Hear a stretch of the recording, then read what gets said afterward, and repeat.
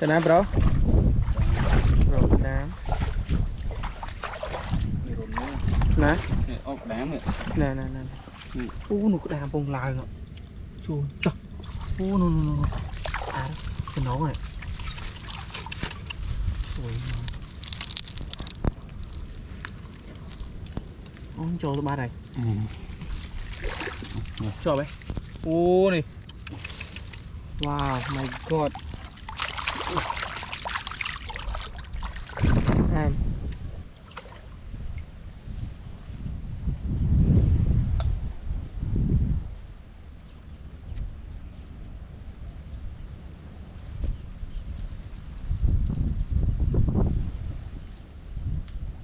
Khăn đồ làm dữ ấy bro. Nặng đấy. Nặng nữa. Cái lấy đồ làm. Chân lụn chắc tới giấc xá. Học chân lụn. Rồi.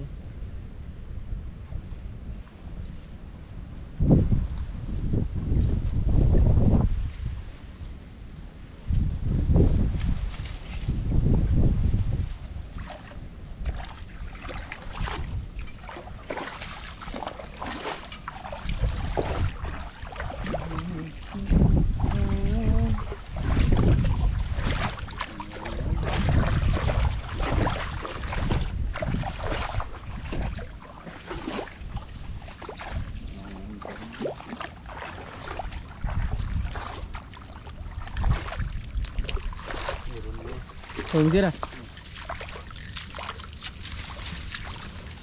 Ôi. Cuốn nó này. Ô trời mà này.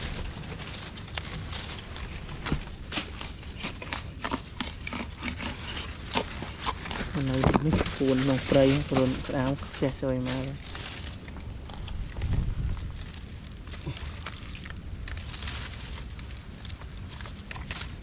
Bye. Cái gì? Cái gì? Mùi rồi.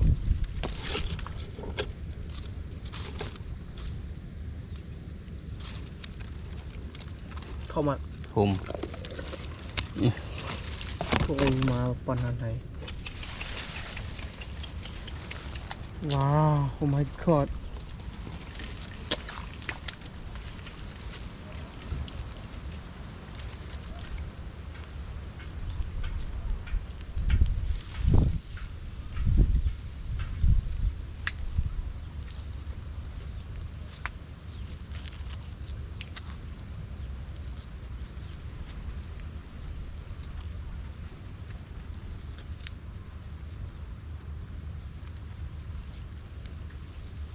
À.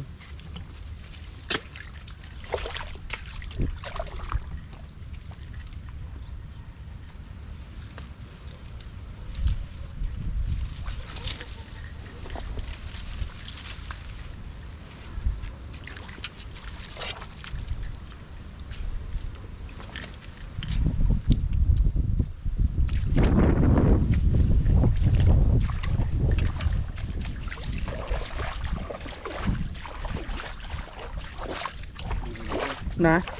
Ô rồi cái đó rồi.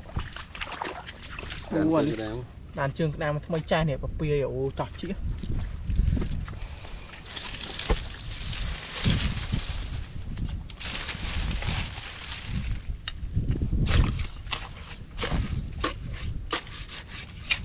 Tao anh phải run cái nào từ một con này mà. Nào vậy? Này rong đồng. Mà đó. À bên này chi bên này thảm miền này. Ít chơi. Ra mà con bên này đấy à.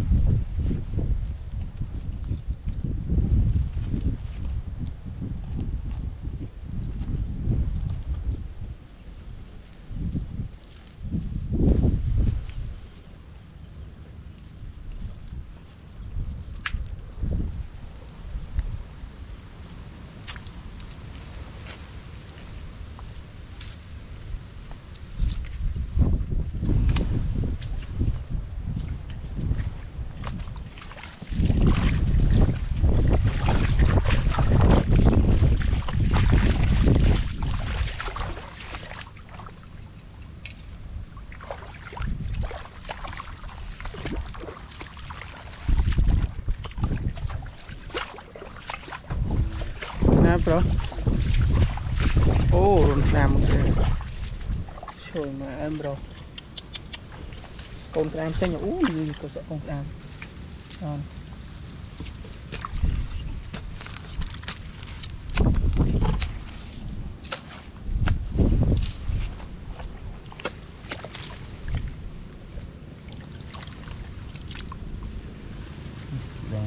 đang à kịp đấy ô kịp lo một mũi bro giật nhanh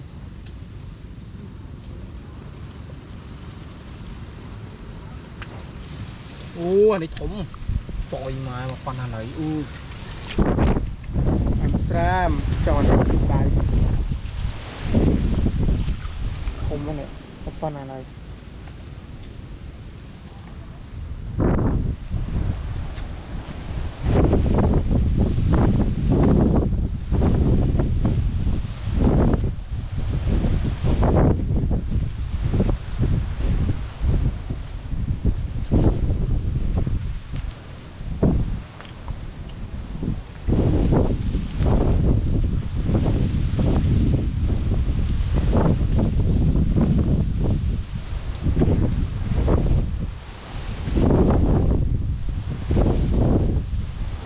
trời mà đập vang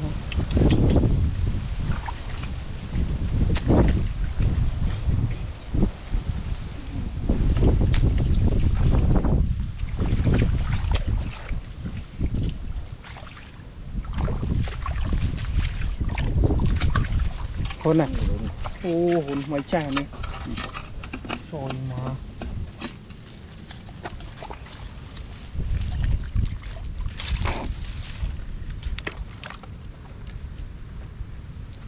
mình cái đá đó dài nghe này không mới tới trời mà con nào nói ô em xem trời mà em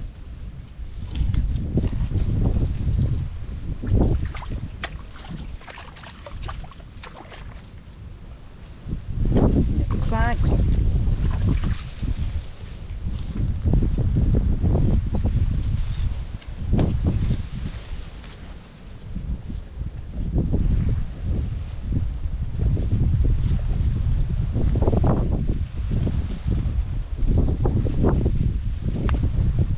wow my god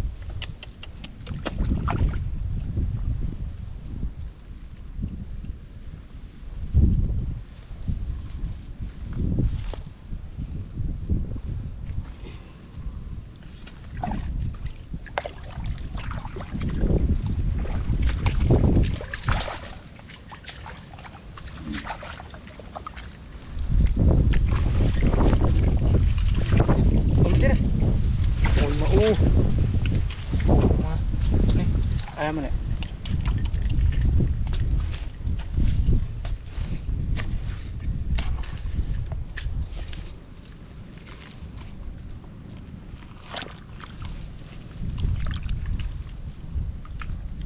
ra đào lấy ô nục đàm không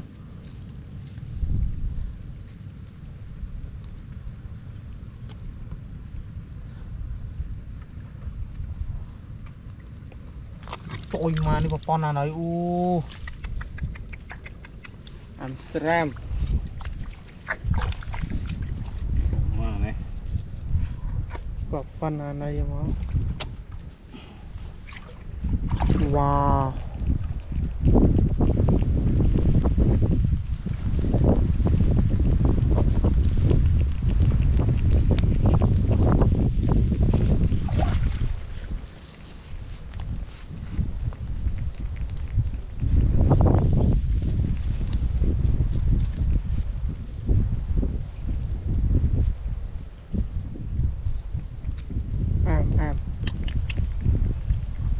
chết nó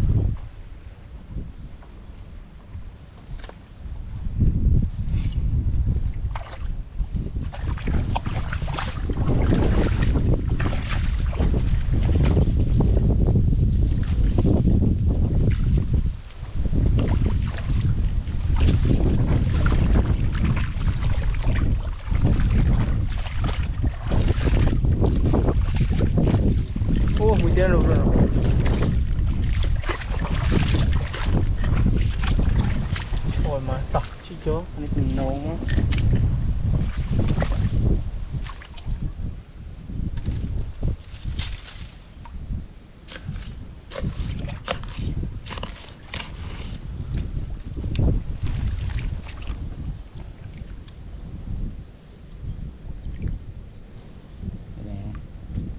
đang đá mày thủng rồi nè thủng trời mà xinh mà ô trời mà em sao anh sạch mò còn là hôm wow em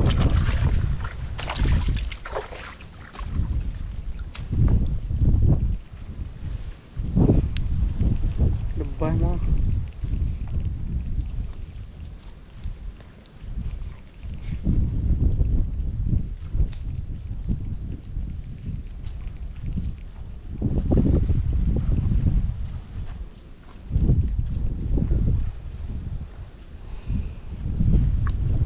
trời mà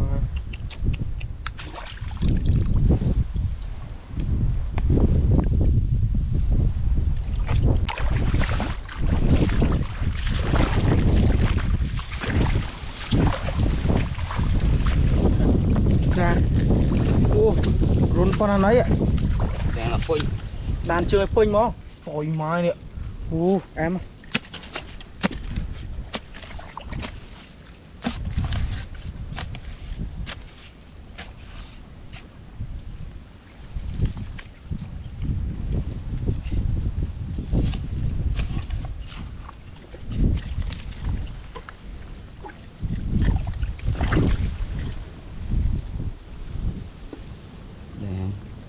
ra mày ba hai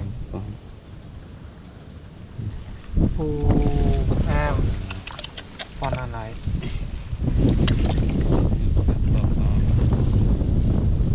chiếc ngành này nè chứ vẫn chiếc ngào cho mùi sra chín rô chỉ là bố mình chặt sra chín rô cho một chiếc ngáo à ai cho một đôi dương cái đốt tắc đấu này nó đốt sra chín rô à chỉ chơi mà cho lụa tắc cây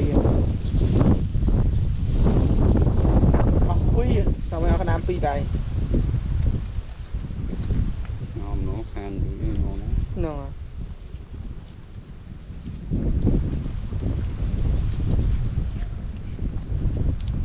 thoát cho anh em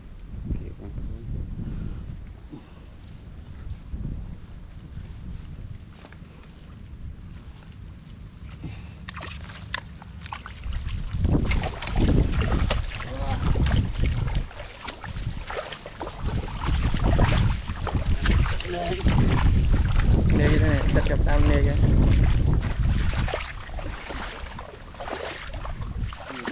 ô rồi mới tiên rồi trời mà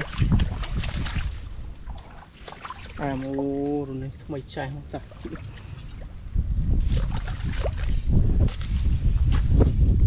vay chờ á bữa đây vay chờ à đang là rửa phần này nhưng nó váy là váy chờ váy bà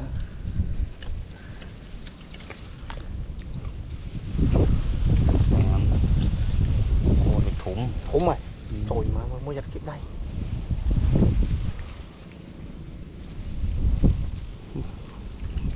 ô cái in mong ai mà nè ăn xem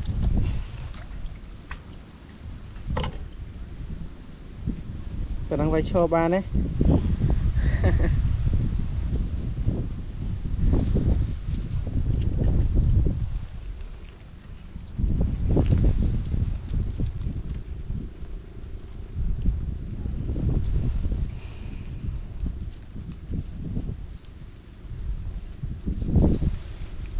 đập bay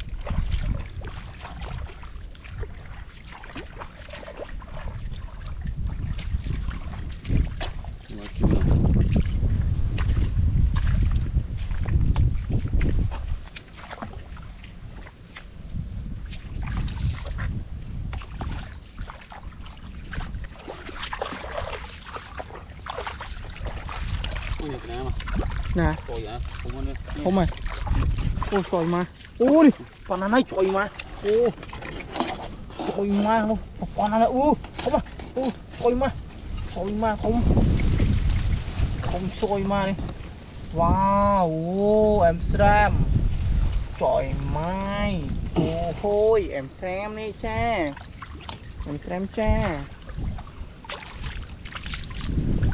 wow oh my god the best one thôi mà đi wow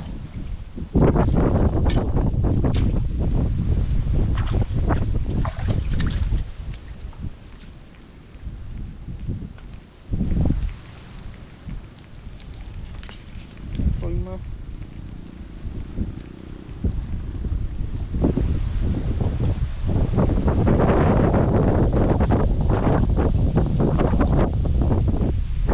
ao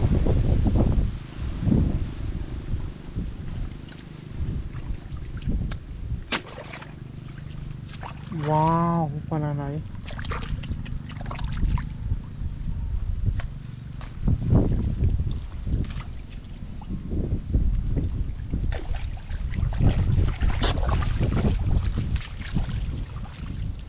người bạn mắn mà thằng ấy trời mà ta tem á cái đam chờ này